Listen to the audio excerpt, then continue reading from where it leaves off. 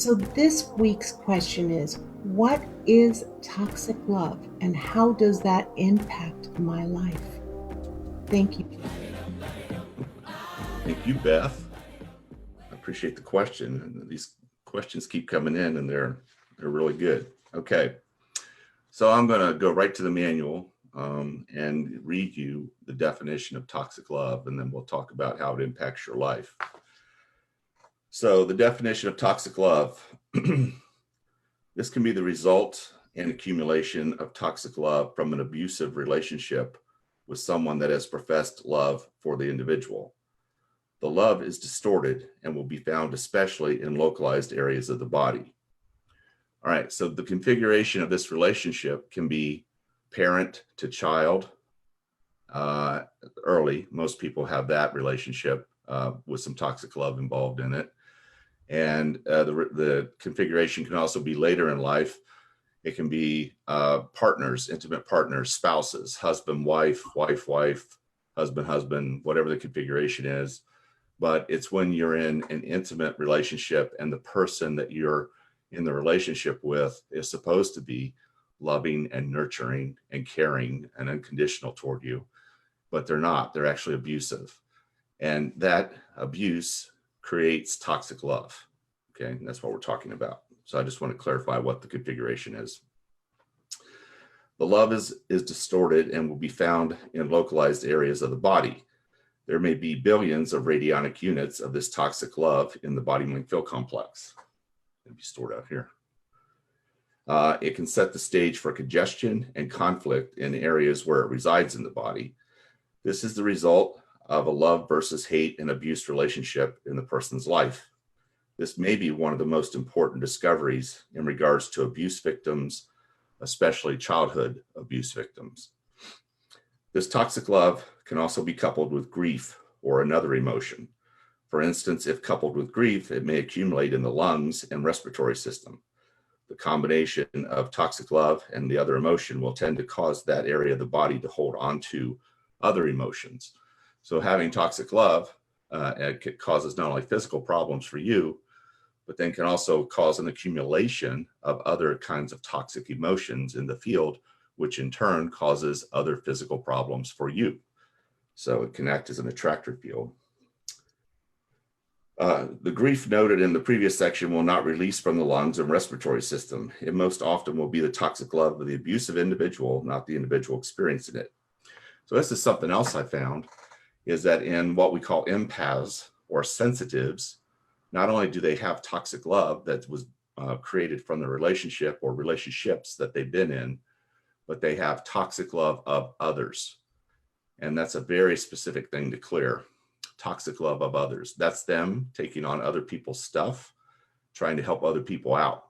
And that's just because that's who they are at their nature, is they're trying to be of service and trying to help others. And they see somebody in their family, or typically in their family, but they'll see somebody else that's having a difficult time, and they'll literally take on other people's toxic love. So it just keeps adding to the burden that's in the field. This toxic love will also create a state of conflict in the affected area or system of the body and disguise interference, localized possession, and other processes in the areas that we're talking about. The conflicted energies of enmeshed love and hate or abuse cause the areas to harbor and lock in interference in a form of love-hate relationship.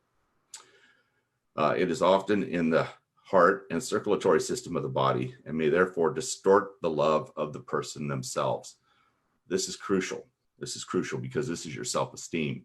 So if you find yourself not loving yourself, not caring for yourself, not putting yourself first, it could be because of this confusion that's going on that's being caused by toxic love.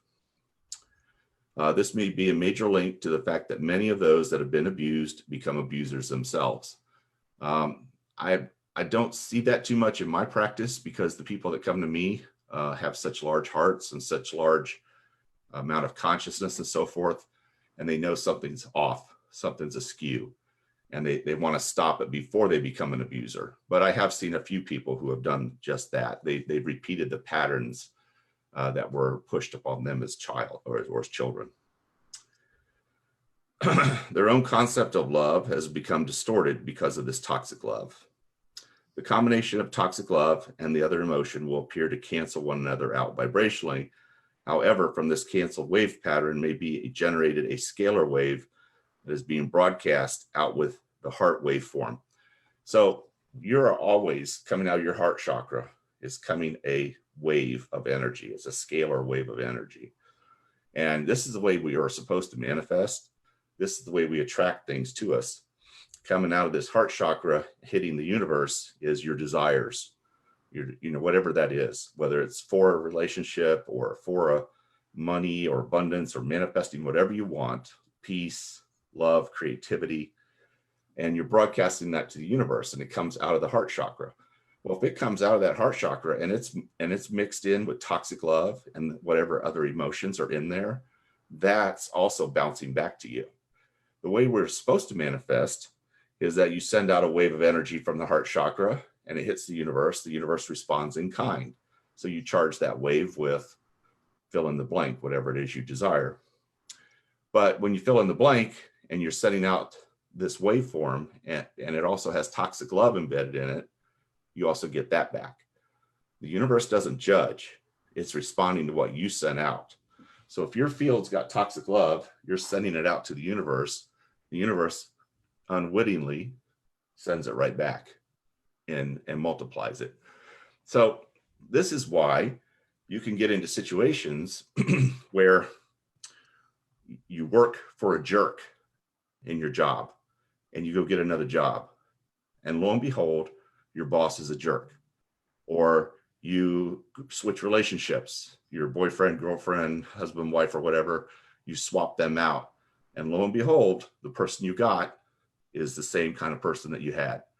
And so whenever you see something repeating in your life and you can't break the cycle and the same thing keeps coming back over and over and over again, it's because that's what you're putting out. You're putting that out. You're sending that out to the universe. So the way to stop that is to clear the toxic love and the other emotions that are trapped. And then you get the physical benefit of that. But also when you go to manifest, you get the benefit of that now, because now you're putting out a pure wave of scalar energy, just embedded with love, nothing else. Okay, so that's really crucial.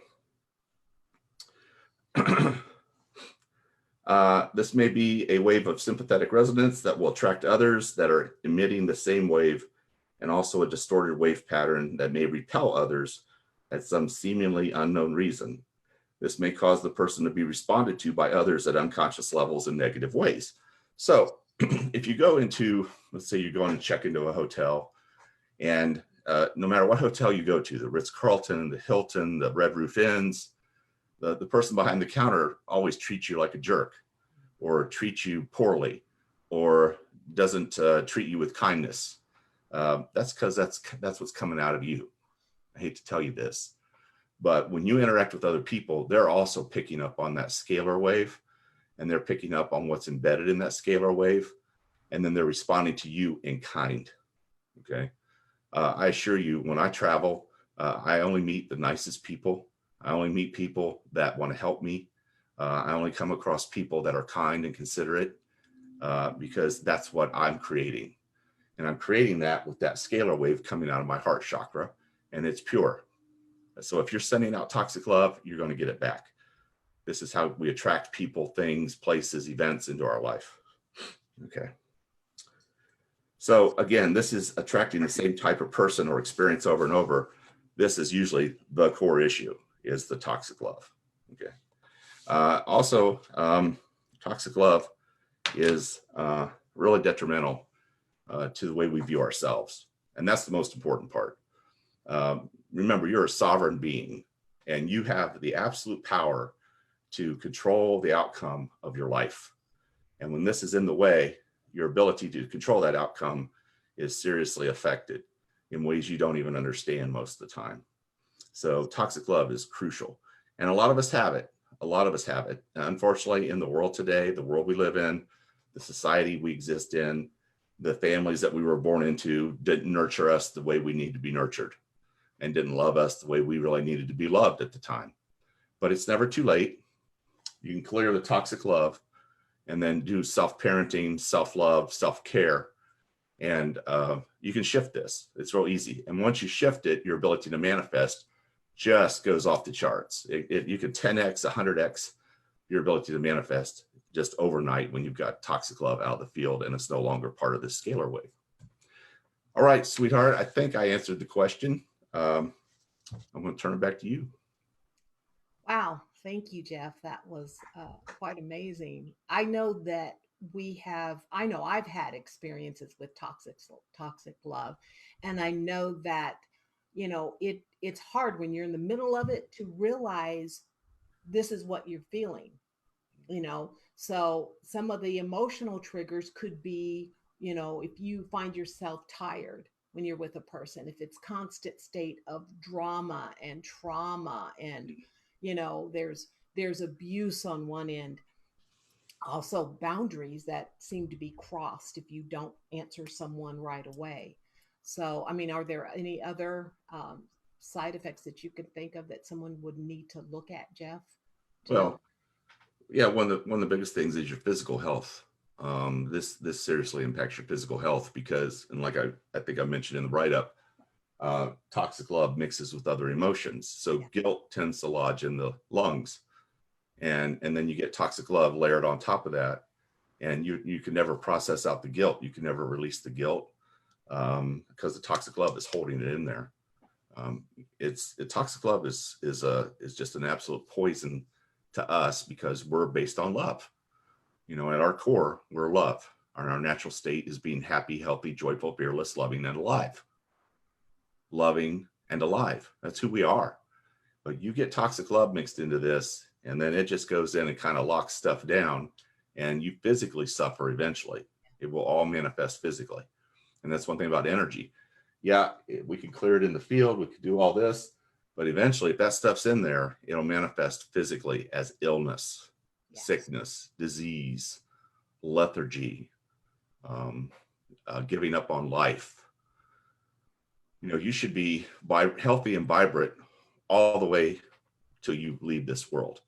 There's this idea that as we age, we should become decrepit and have less of a life and have less of everything, physical vitality, and so forth and so on. That there's nothing further from the truth. You're supposed to come into this world and enjoy it from the beginning to the end. But unfortunately, in this world, the way it's set up right now, we get impinged upon.